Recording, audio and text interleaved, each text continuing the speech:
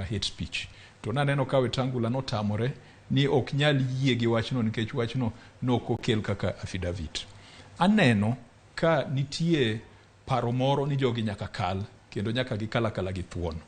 An debed ni an achiel kuom jogo matimo vetting mar yawagi.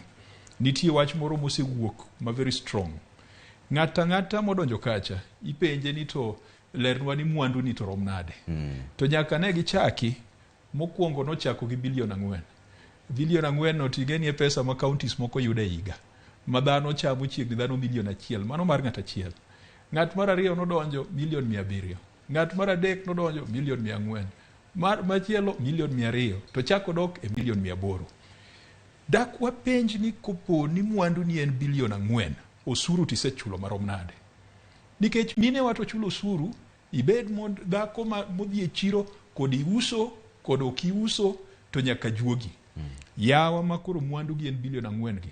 Be gisechulo osuru to kopo ni pok gichulo osuru to kare ok giromo mar bedo jotele Kenya ka. Ana paro ni kopogore gi weche mobete chik monego beni penjogi.